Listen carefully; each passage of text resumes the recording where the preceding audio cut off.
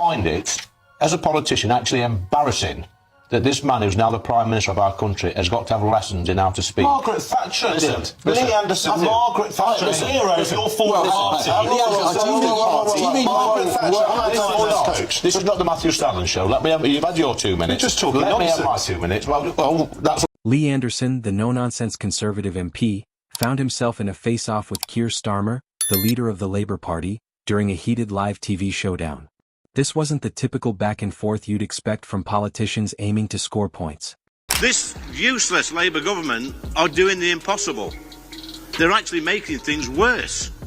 They really are. Look who we've got running the country at the moment. Lee Anderson, the no-nonsense Conservative MP, found himself facing Keir Starmer, the Labour Party leader, in a heated TV clash. This wasn't just any political debate. It was a direct, unfiltered confrontation where Anderson went in hard, determined to highlight Starmer's inconsistencies and shifting positions.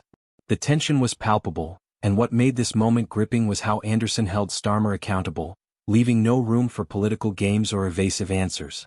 In this intense showdown, Anderson wasn't messing around. He had spent weeks meticulously researching Starmer's past statements, voting records, and speeches.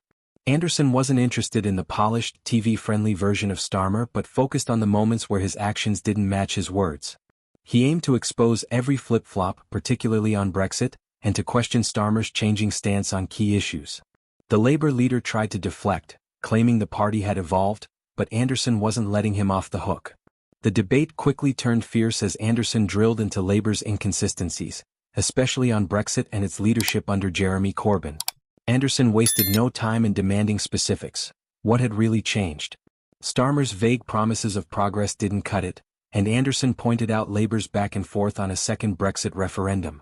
The more Starmer tried to defend his position, the more apparent it became that his leadership was filled with political opportunism rather than conviction. Anderson didn't stop there. He called out Starmer's flip-flopping on his loyalty to Corbyn. One moment, Starmer was a staunch supporter of Corbyn's radical policies, but now, as Corbyn's popularity faded, Starmer was suddenly distancing himself. Anderson didn't let him get away with rewriting his political history, emphasizing that true leadership means owning your past, not erasing it when it's inconvenient. By the end of this clash, Starmer struggled to provide clear answers, and it became increasingly obvious that Anderson had exposed deep cracks in his leadership, leaving the public to question if Starmer could truly be trusted to lead with conviction. Anderson's tough questioning only deepened doubts about Starmer's credibility.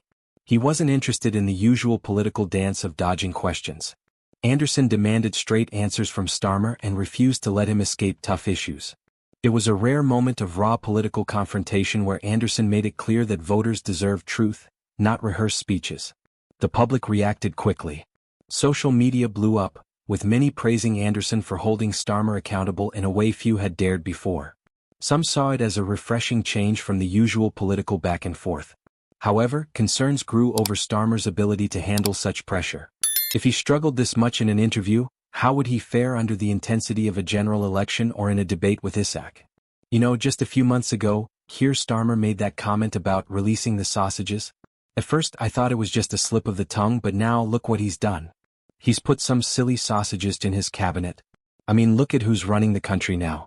We've got Kia, Rachel from Accounts, Angela. The list goes on. It's not meant to be funny, but it's hard not to laugh. We've got over 6,000 villages in the UK, and if you took the village idiot from each one and put them in one place, David Lammy would still stand out as the village idiot. As the interview continued, it was clear Starmer's composure was starting to crack. The calm and controlled persona he usually presented began to fade under Anderson's relentless questions. Starmer shifted uncomfortably, struggling to justify his past decisions. Anderson didn't let up, focusing on Starmer's contradictory stance on Brexit and Labour's history under Corbyn. In one of the most telling moments, Anderson brought up Starmer's acceptance of gifts worth £100,000. Was he now the UK's top scrounger? Anderson didn't mince his words, and Starmer's responses seemed weak in comparison. For the first time in ages, viewers saw a politician truly held to account.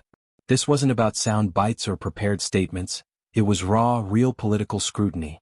Anderson's approach signaled that politicians could no longer hide behind smooth words.